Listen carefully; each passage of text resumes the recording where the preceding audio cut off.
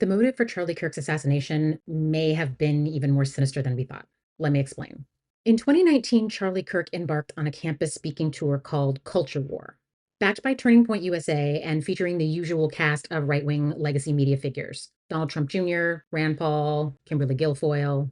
But what Charlie Kirk didn't see coming was a full blown revolt from the same conservative base that he helped radicalize. While Kirk was busy trying to make conservatism cool for all the college kids, incel Holocaust denier messiah Nick Fuentes was coming for him. Enter the Groypers. I had never heard of these people, but they are apparently a rebranded brigade of white nationalists and far right trolls that are led by Nick Fuentes, the Holocaust denying incel mascot masquerading as a political thinker. Furious over what they saw as Kirk's fake conservatism, meaning his tepid at best support for gay Republicans, Israel, and legal immigration, they launched the Groyper War. Fuentes' goal was, and is, to purge the GOP of moderates, to shift the conservative movement further and further to the right by shaming anyone who appears to embrace basic human decency. They accused Kirk of being a fake conservative. Why? Because he wasn't anti-gay enough. He wasn't anti-immigrant enough. Because he wasn't anti-Semitic enough. Because he wasn't misogynistic enough. You heard that right. These people believed that Charlie Kirk wasn't misogynistic enough. The man who said this. For women who voted for Harris, 51% the most important thing for them, having a fulfilling job and career. Why do so many Democrat women want to die alone? And this. More young women need to get married at a younger age and start having kids.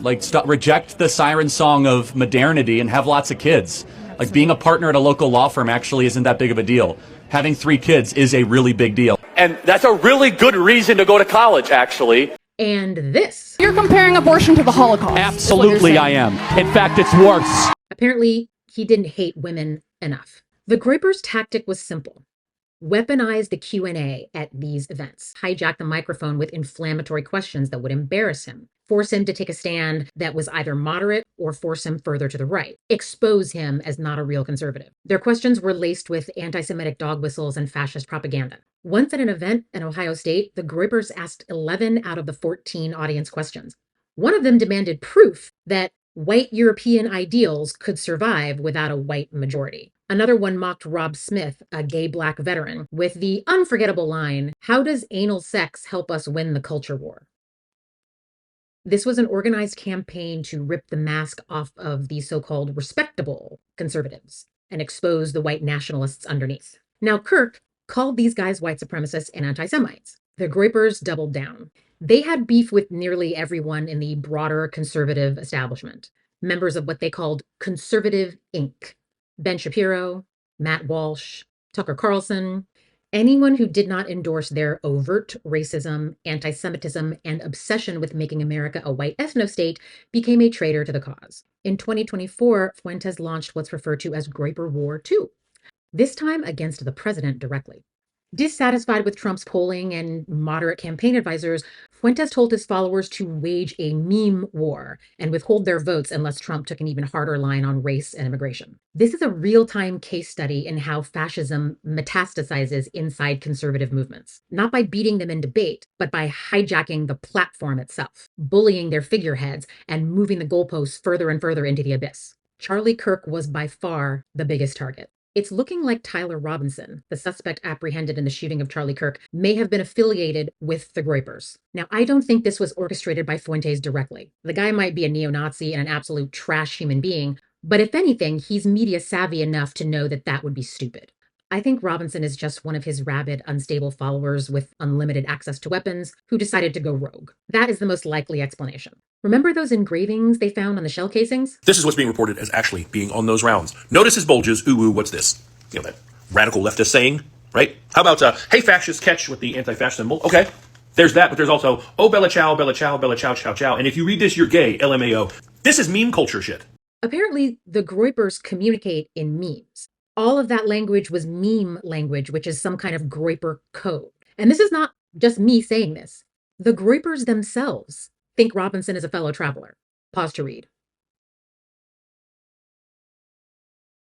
Terrified that people might think he had something to do with this, Fuentes immediately posted a video on how much he admired Charlie Kirk, even though they disagreed, and what a great loss he was to the movement, etc., etc. He went on X, outraged that he and his followers were being framed for Charlie Kirk's murder. Fuentes very quickly and very clearly distanced himself from Kirk's assassination because he knows that Charlie Kirk was a beloved conservative media figure and that MAGA is out for blood. And if they think he had anything to do with this, well, it's probably wise for Nick to lay low for a while. This is right on right crime. Men like Ben Shapiro and Tucker Carlson, who has a well-documented history of white supremacist statements, aren't conservative enough. The Groyper Wars aren't just a bunch of white dudes whining about losing their white male privilege. It's about who gets to define American conservatism.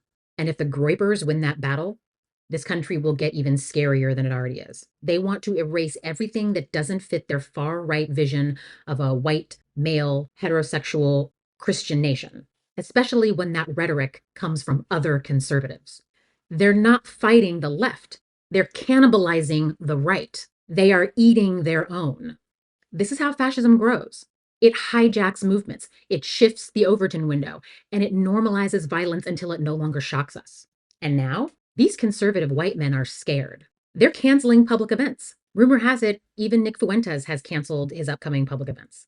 And it's interesting because they weren't scared to speak during the BLM protests, or the women's marches, or pro-Palestinian demonstrations.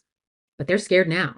They're scared of each other, and they should be, because they know, and they've always known, that the most dangerous people are in their own movement. And for the first time, the violence is not directed at Black people, Indigenous people, feminists, immigrants, Jews, or Muslims. It's directed at them. Conservative white men are targeting other conservative white men with violence. It's just like I said, the call is coming from inside the house. They're scared of their own people. They should be.